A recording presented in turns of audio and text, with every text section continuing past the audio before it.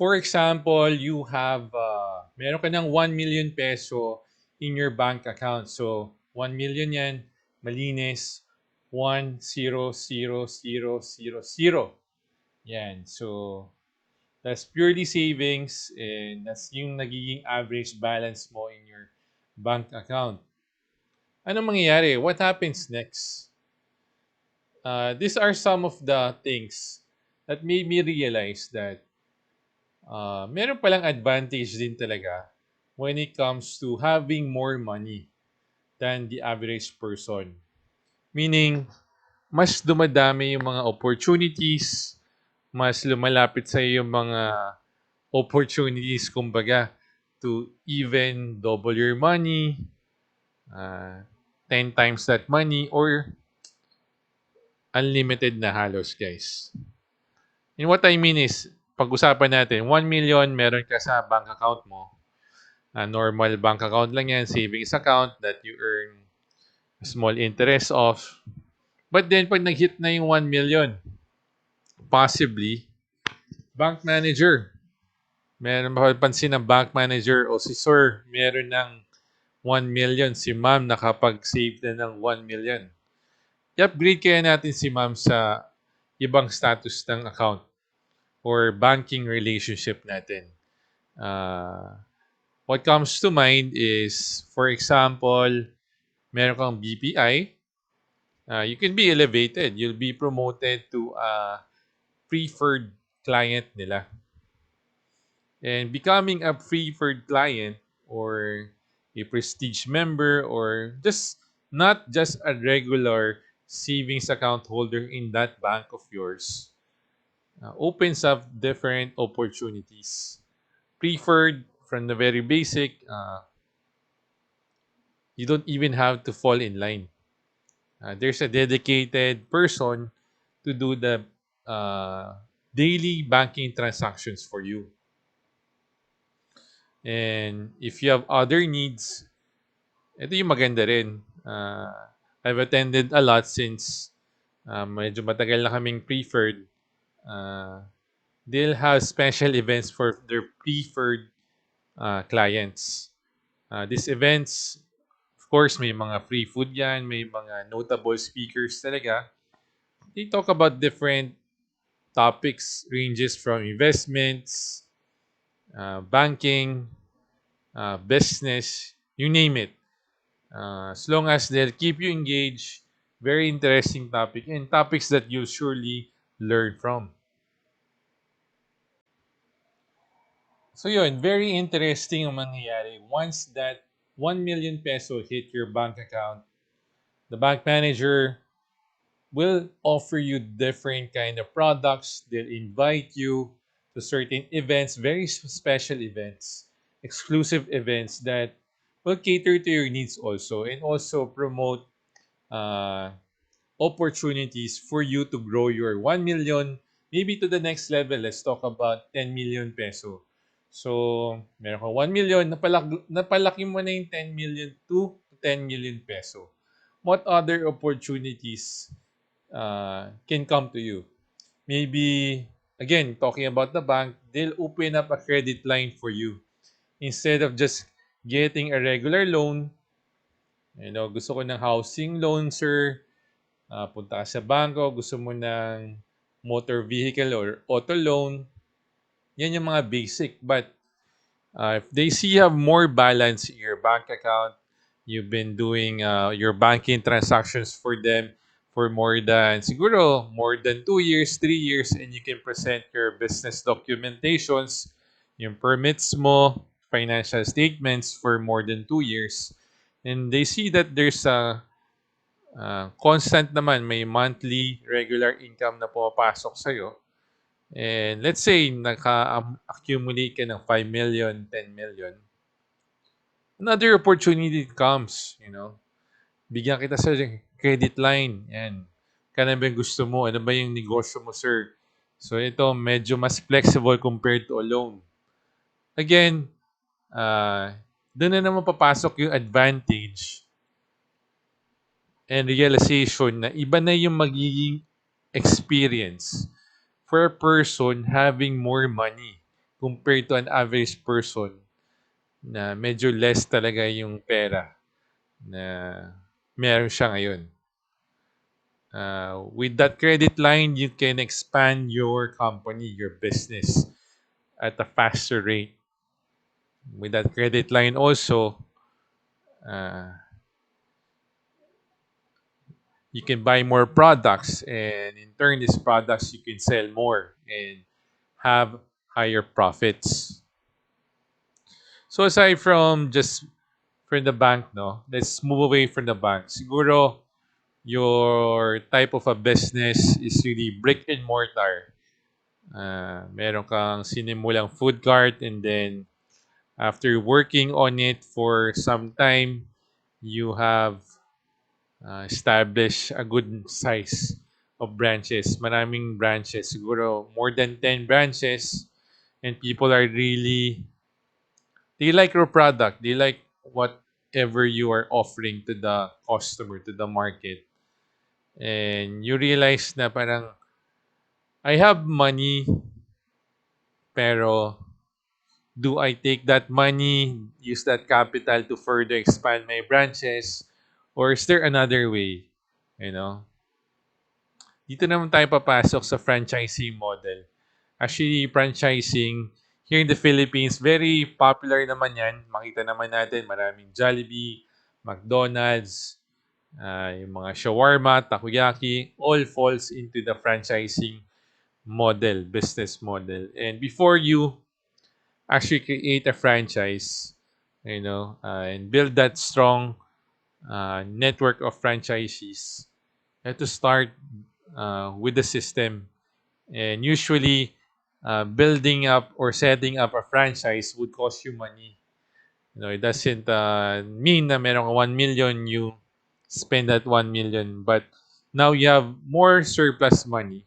So you're 5 million, 10 million, you can engage with tinatawag natin mga franchise consultants. Maraming mga franchise consultants here in the Philippines. Different brands have used them. Yung mga household names na brands, siguro Potato Corner, Mang Inasal, they each have their own consultants prior to becoming this household name franchises. They started with a number of branches lang muna, and then when they reach the point na siguro may surplus na talaga, siguro may 10 million sila in cash or savings that they want to use to further grow their business, medyo nagiging good time yun, good opportunity to make your 10 million to 100 million. Kasi setting up is an investment. Engaging or asking help for a consultant ranges from a couple of 100,000 to a million or more. Lalo na ngayon, di ba, marami na kasi talagang franchises in the market. They've proven that their consultancy franchise models have worked, and they can also command, they can also command their prices, and maraming demand kasi lately napansin ko rin marami ng businesses talaga nagtatayo, and then pumapatok din naman talaga, and one way to grow their business exponentially from 10 to hundreds to thousands is going into franchising model. And aside from that, kung meron ka nang extra savings na ganyan, you start to build, you start to network, no? You try to get to know other business people, you try to meet with them, you try to learn what their business is in. You try to see baka meron namang opportunity na we establish a business together or be the supplier, manufacturer for that certain business, or you become the distributor for that manufacturer. And ito rin, dito rin pumapasok again yung concept na yan. The more money that you have, the more money or opportunities can come to you eventually.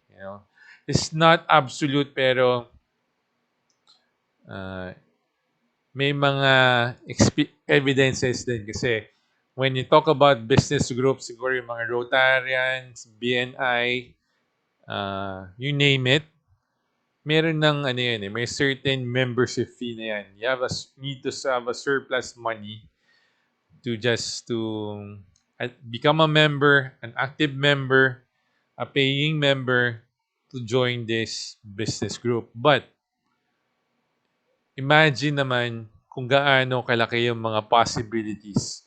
So, example, siguro 30,000 a year, and you have a good track record with your business. Kasi requirement din yan. Actually, when you apply, when you're invited and endorsed to be part of a certain business club, they examine your business documents, your permits, and how long have you been doing business. So, it's a stepping stone. Hindi siya basta-basta for a new business person. Uh, and that's yung pinaka-beauty niyan. All the members you'll be meeting in a certain business group have experience running businesses for a while, and masusukat mo rin kahit papaano na meron na silang mga ilang milyon na natatago din or nasisave. Diba? So doon ka magkakaroon ng opportunity to learn from them, connect to them, also try to venture sa isa pang negosyo with them. So that's how you try to take your 10 million savings surplus to another 100 million. Franchising, pasok ka na sa mga business groups.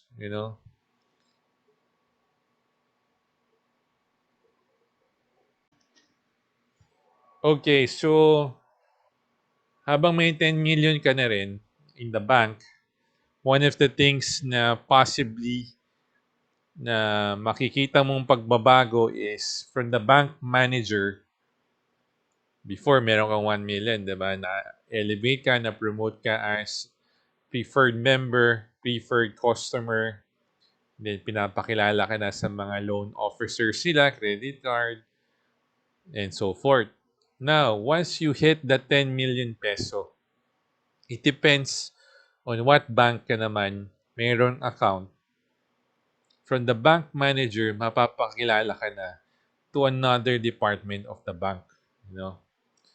It could be the private banking sector, could be the wealth management sector, could be the trust banking sector department ng isang local bank natin. And with this opportunities na naman, iba na naman yung mga opportunities na darating sa'yo. With the 10 million na liquid cash yan, ready for investing, they'll offer different products. They'll invite you, sir, ito merong possibility for that 10 million to grow at a certain percentage. We can invest in gold, we can invest in bonds, we can open up securities, stocks for you to invest not only in the Philippines, but also international. And so forth. So, sobrang laki na lumalaki yung investment opportunities mo. While your money is increasing, dumadami rin yung tao that will help you create more millions, more money.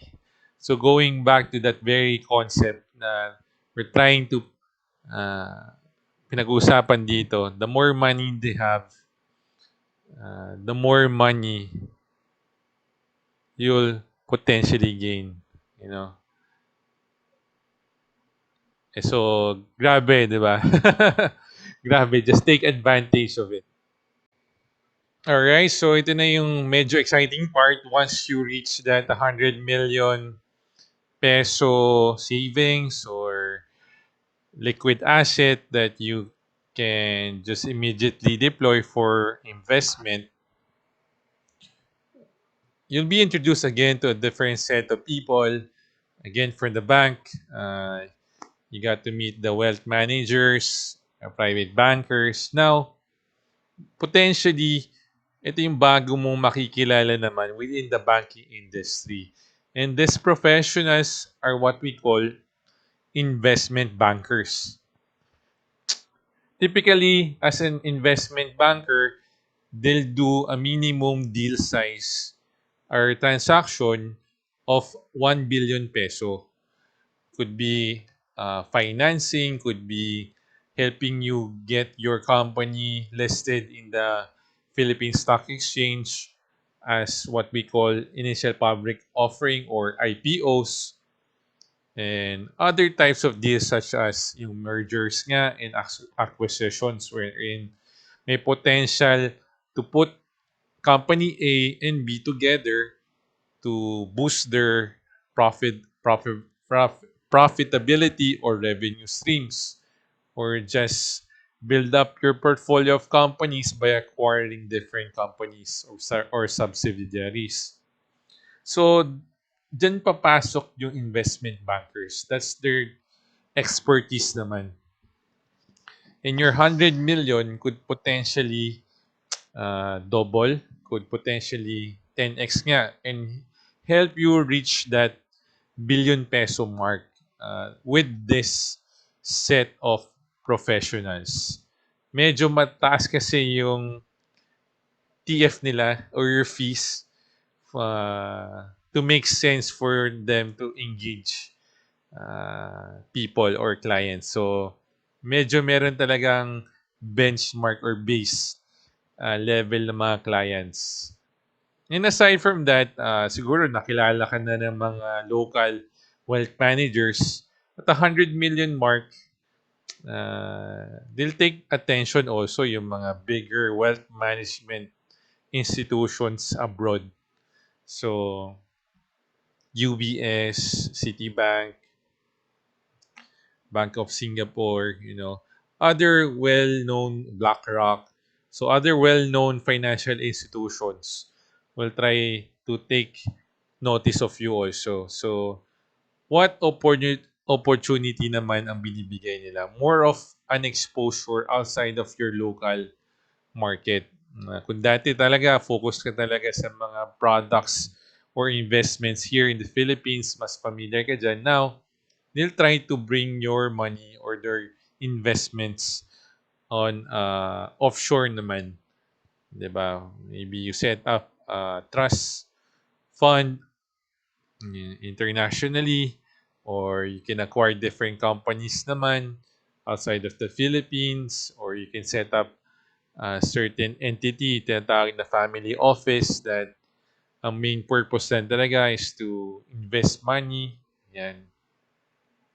Different products and different solutions based on your needs. Now that you have more access na more capital to use, you'll have more access to certain types of professionals that will help you along the way. Aside from the banking, let's also talk about, siguro pag may 100 million ka na, no, hindi ka na lang nag-golf, golf, golf, invited ka lang sa mga golf tournaments, but you also are owners of golf shares. May minimum kasi yung mga, for example, Manila Golf Club, Makati Sports Club, you name it, mga clubs. You have to buy in before you become part of that club. It's not also cheap. It's not very cheap. Medyo may mahalan din eh. Diba? 20 million, 50 million, and that's where you get exposure then to different type of business people. May expose ka na rin talaga sa mga ibang net worth na talaga. More than billions na talaga yung net worth nila. Kasi they can spend money just to pay for membership, to access different facilities, sports facilities, golf facilities, or polo club facilities, di ba? Doesn't come cheap, really. So, yet, yun nga, you get to meet different kind of people at that level. Siguro more for socials, Pero yung iba talaga, they're also there for business. Ito naman siguro yung mapapansin mo na dito, old money na talaga to. Mga generational na tao na to. May mga pera na yung nanay nila. Their families have been engaged to a certain type of business.